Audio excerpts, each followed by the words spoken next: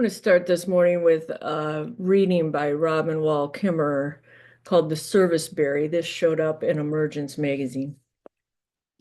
My son-in-law teaches high school economics, and the first principle his students learn is that economics is about decision making in the face of scarcity. Anything and everything in a market is implicitly defined as scarce. With scarcity as that main principle, the mindset that follows is based on commodifications of goods and services. And this problem of managing decisions about abundance actually reminds me of a report that linguist Daniel Everett wrote as he was learning from a hunter-gatherer community in the Brazilian rainforest. So a hunter had brought home a sizable kill, far too much to be eaten by his family.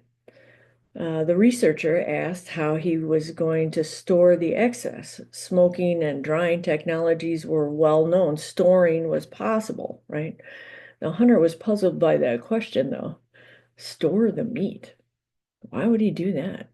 Instead, he sent out an invitation to all his neighbors to come for a grand feast, and they gathered around a fire until every last morsel was consumed. And this seemed like maladaptive behavior to the anthropologist, who asked again, okay, given the uncertainty of meat in the forest, why didn't he store the meat for himself, which is what the economic system of his home culture would predict? Store my meat. I store my meat in the belly of my brother, said the hunter. I feel a great debt to this hunter for his words. In them beats the heart of gift economies, an antecedent alternative to market economies, another way of kind of organizing ourselves to sustain life. In a gift economy, wealth is understood as having enough to share, and the practice for dealing with abundance is to give it away. In fact, status is determined not by how much one accumulates, but by how much one gives away. The currency is a gift economy, is a relationship, right? Which is expressed as gratitude or interconnection and an ongoing kind of cycles of reciprocity. A gift economy nurtures the community bonds that enhance mutual well-being. The economic unit is we rather than I, as all flourishing is mutual. Here ends this morning's reading. So, my husband Scott and I have good friends who are organic farmers in around Naples, New York, Matthew and Petra. And they have owned and managed and run a successful heirloom organic regional seed company for about 10 years or so. And by all accounts, they have honestly been kind of the darlings of the small seed world. They're profitable, they've been good to their employees, they're skillful with social media, and generous with recipes and classes for gardeners on when and how to sow and maintain, propagate, and harvest the myriad of vegetables and fruit that they grow, and then the seeds that they sell. But about a year ago, they asked my husband if he would be their spiritual director as they were thinking of bailing on the market economy. They were contemplating selling the company and becoming part of the gift economy. They needed someone to guide them through kind of this discernment process. And Scott honestly was honored to be their companion on this journey. And at first, I gotta admit, I didn't really understand this gift economy at all. Because the gift economy is not to be confused with the barter economy, which is also kind of cropping up all over the place. But the barter economy basically is an exchange of a product or a service for another product or service, right? It's a one-on-one exchange, which is still transactional, just without currency. But what our friends wanted to be a part of is the gift economy. And so as the year went on, I didn't get to be privy to all of these conversations, but Scott clearly was, right? So I would ask him all these questions all the time. Like, I'm confused because they are thinking of bailing kind of on this water that we all swim in, which is the market economy. And he'd say, yeah, gifts given and gifts received. When they have a need, they share it with their extended community. But my question to that was, well, aren't people going to feel like they're being used or taken advantage of when Matthew and Petra throw out a need or an ask for help, right? It just seems like what humans do. Like if their tractor breaks down, for instance, and they need to use their neighbors to get a crop in, what's going to happen? And he'd say, well, he kept saying, I'm learning about this too, and we're going to have to read up on all of this. But he said this is how it was explained to him. Gift economy is not as foreign as we think it is. In fact, most of us already participate in it. We just call it family. If your children need something, right, they ask for it. We give of our generosity, our gifts, because we're family. It's what we do. They need to borrow something or they need something, right? All Matthew and Petra are trying to do is take that circle of family like this, right?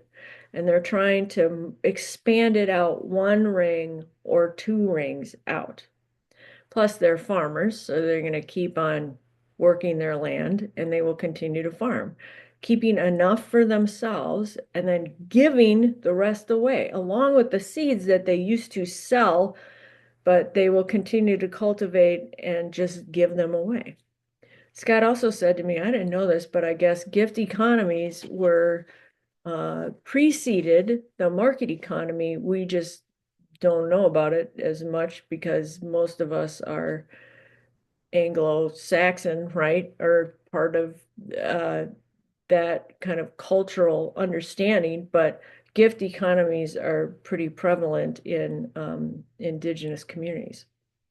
And then he passed on the writing that he shared with me earlier by Robin Wall Kimmerer, who wrote Braiding Sweetgrass. And it honestly, she does a great job of explaining this a little better. She writes, pure, beautiful water is a gift given from the skies. It was previously unthinkable that one would pay for a drink of water, but as careless economic expansion pollutes fresh water, we now incentivize privatization of springs and aquifers. Sweetwater, free gift of the earth, is pirated by faceless corporations who encase it in plastic shells to sell. And now many can't afford what was previously free. And we incentivize wrecking public waters to create demand for the privatized.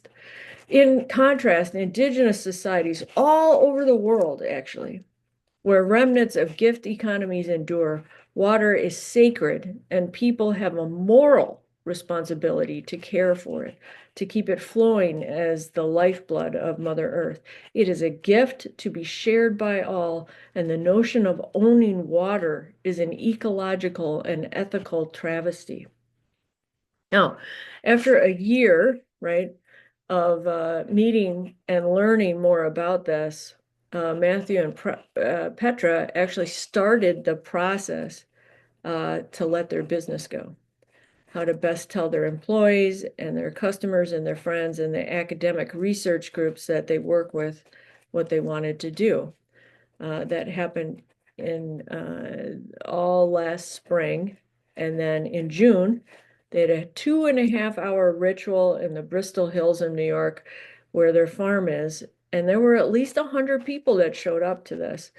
It was a ritual of grief and goodbye to their company, a ritual of explaining what they were doing and why, and mostly to that community that had gathered, or as you use might put it, they were trying to explain their interdependent web.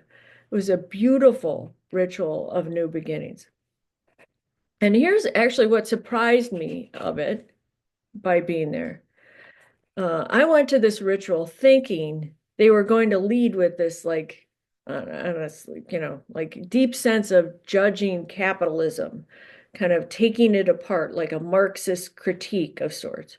Or they might name a desire to be better and less tainted human beings, extricating themselves from the competitive and cutthroat nature of running a business, or even just not wanting to be a part of an exploitative system, as it can compromise, your ethics and for your bottom line. But here's the thing, that is not what they talked about. There wasn't even a hint of judgment for striving for purity. Instead, they talked about their brokenheartedness. Their brokenheartedness. See, Matthew and Petra originally, 10 years ago, as I said, when they started this seed company, they were passionate about, no, I got to say this right. They weren't passionate about starting an organic seed company. They got actually into the seed business because they both had a relationship with the natural world and seeds, a relationship with seeds in which the natural world and seeds were alive to them. And yet, as they wanted to share those beans, the seeds, with the world and the gifts of the seeds with the world, after a while, they slowly kind of realized that the market mentality not just turned seeds into a commodity, but it silenced the seeds as well. Now, I'm telling you, it is still hard for me to wrap my head around this enormous thing our friends are doing, but it set my husband and I on many conversations about how Matthew and Petra's new life journey is shining like this revealing light on how the two of us are traveling through the world ourselves. And while we are still in process about this, it's clearly impacted my husband and I in a number of ways. And here's how. First, it's invited us into a deeper awareness. Petra and Matthew are making us aware of and come to terms with the ways we unknowingly self-identify as consumers first. Kimmerer gets to this beautifully. She points out that human beings once centrally identified ourselves and understood ourselves as an ecosystem of citizens, not consumers. Or to put it another way, we have all, without really noticing or acknowledging it, have drifted from being citizens building interdependence to consumers pursuing self-sufficiency and security. So Kimmerer gets at this article about service berries. So service berries are a type of fruit that isn't really commercially marketed, yet has many uses both for people and animals. And she says this about it. I think that service berries show us another model, one based on reciprocity rather than accumulation, where wealth and security come from the quality of your relationships, not from the illusion of self-sufficiency. Without gift relationships with bees and birds, right, who pollinate that plant, and birds that eat the plant, digest the plant, and then redistribute those seeds, right? Service berries would disappear from the planet. Even if they hoarded abundance, preaching atop the wealth ladder, they would not save themselves from the fate of extinction if their partners, birds and bees, did not share of that abundance. Hoarding won't save us either. All flourishing is mutual. So it's been striking for Scott and I to notice how our brains keep words and ideas like this at a distance. It's hard to describe, but there is this way in which we keep this talk of hoarding in the realm of ideas rather than the realm of emotions. It's as if all of our psychological faculties marshal themselves to ensure we stay thinking about how modern American human beings hoard rather than allowing ourselves to feel the truth that we, as two individuals, have allowed ourselves to become hoarders, and how we've allowed ourselves to not feel icky about that by buying into our culture's primary frame and concept of self-sufficiency instead. It's such a comfortable word, isn't it? Especially when you compare it to Kimmerer's, who speaks about all of this as hoarding. So, and here's maybe what I'm wrestling with most.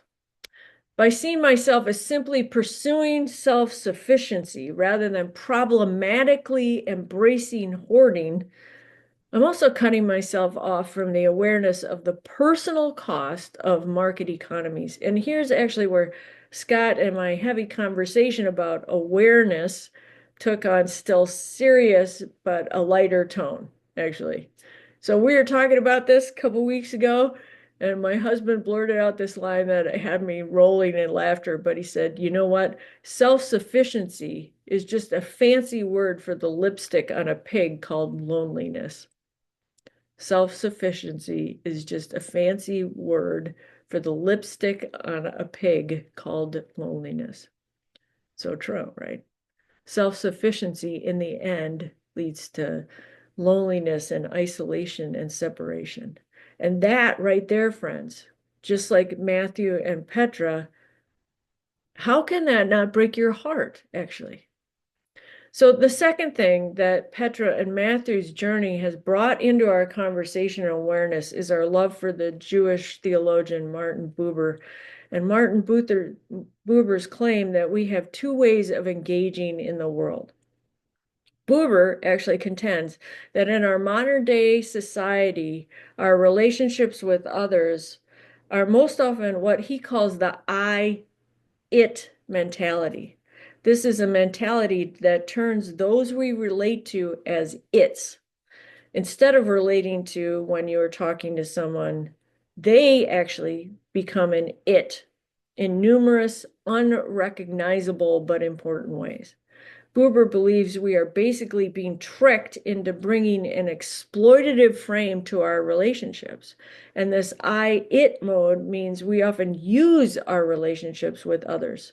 We are, of course, relating to the person in front of us, but to relate to them more as a tool rather than as a person. We don't engage people actually by paying attention to their own needs and their own story, but instead focus on their utility to us, which is based entirely on our needs.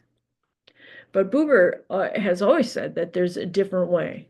If we can awaken and become more conscious of the cultural trick that's actually being played on us, we can meet one another as thou, not as an it.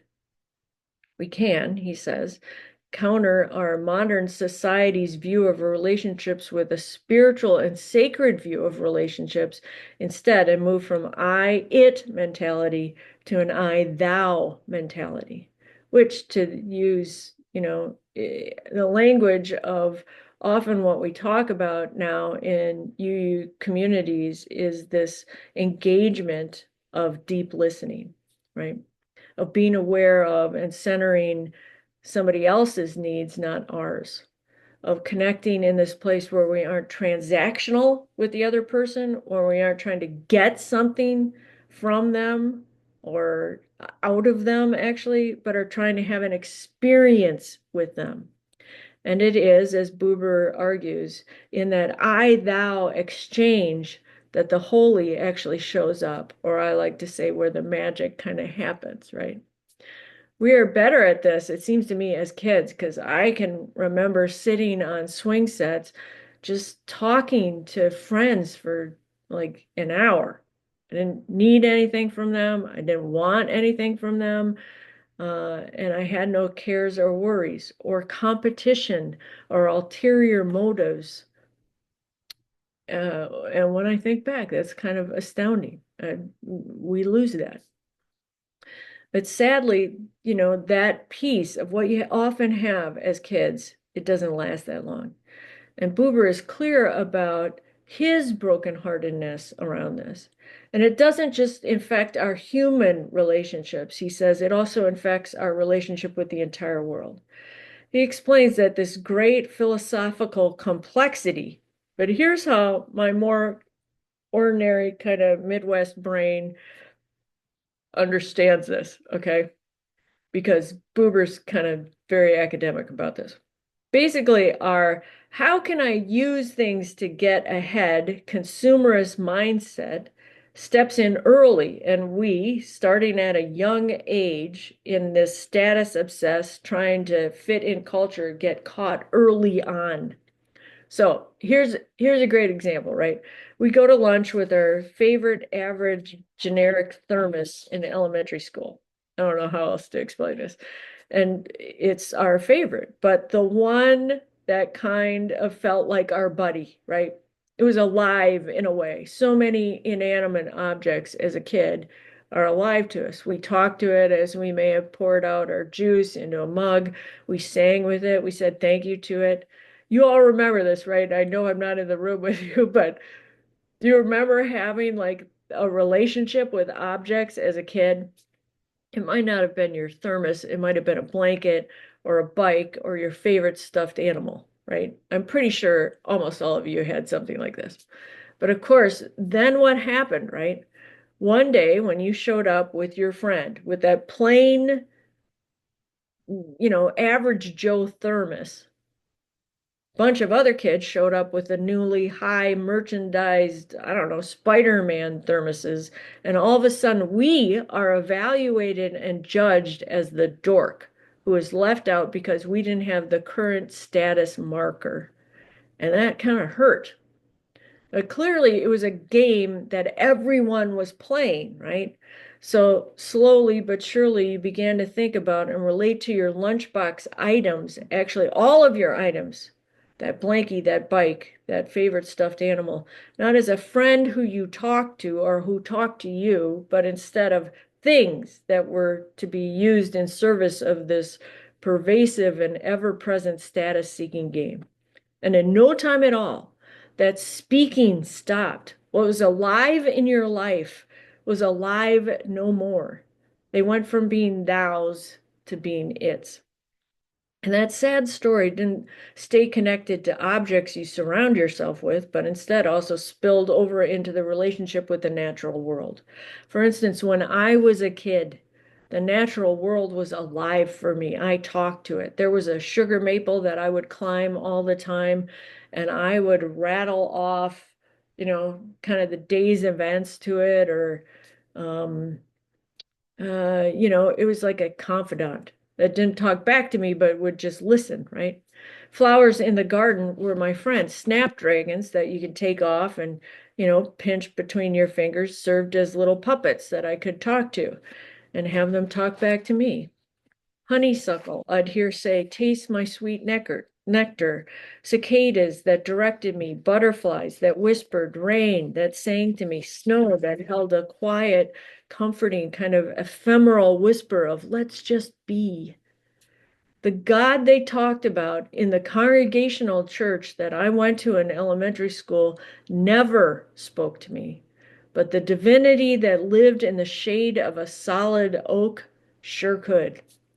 How many of you had a similar experience as a child where nature, that natural world, spoke to you? In short, what I'm trying to say is that as children, we are mystics, right? Because as a child, we are open to the world speaking to us, and we actually know that somehow it is also listening to what we have to say. And in the midst of that kind of magical dance of listening and speaking, we have the feeling. You remember this, right? The feeling of love, actually, the feeling of being loved by and loving those remarkable thous that are everywhere we look. Which brings us full circle, I think, because Matthew and Petra and their broken hearts and their desire to disengage from the market economy and move into the space and world of the gift economy has had a profound effect on my husband and I, which of course wasn't just a move motivated by the desire to no longer exploit and use people and the seeds, but a deep and primary desire to enable the seeds to speak once again to them, for the seeds to be again, to be thou again. And friends, I'm still am unsure about how a gift economy can work. But here's what I am sure about. I know I am brokenhearted too because of Petra and Matthew. I now feel a brokenheartedness that was buried deep, but isn't really buried anymore. And for that, I am incredibly grateful. But it is a brokenheartedness that kindly and joyfully doesn't just have Scott and I talking, but honestly is talking to Scott and I. And it's asking us these questions, right? How might you disengage? What small but important steps might you take to be more aware of how our market-driven, status-seeking culture is tricking you in a million tiny ways each day? How might you wipe off that sneaky lipstick called self-sufficiency and instead see how hoarding is making you feel more alone than you need to be? How might this living and speaking mystical world come back and make you feel like you're at home again? And how might you join with others to shake off the sleep of I, it relationality so you can return to the world of I, thou relationality? So I got to just say, those are some of the questions that Scott and I are trying to figure out how to ask. And nothing would make me more happy than to see you do a similar kind of have this leak into your lives as well. So I want to end with one more voice and thought. Adam Wilson is a guy who has already moved into this gift economy world. And, uh, it's fascinating how when you ask him what this was, this is what he said. How can I feel fully brokenhearted if you can lead me to making the world alive again? And he wrote this wonderful piece, this blog piece, where he talked about how the old timers in his community that are friends of his used to say to him, much obliged upon parting, right? Going away.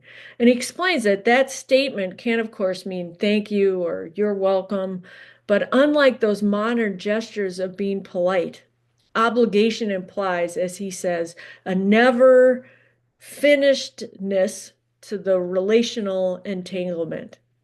Much obliged, as he says, is kind of a way of saying a never finishedness to the relational entanglement. So when you pass money back and forth, you say thank you and you're welcome. You wipe clean that slate of relationship, Adam says. But the root word of obligation, it turns out, is the same as ligament, which is something that binds two separate entities into a purposeful or useful articulation. Wilson comments, he says, much obliged implies I acknowledge that I will never be off the hook with you and wouldn't choose to be, even if I could. I addressed you with my ongoing gratitude.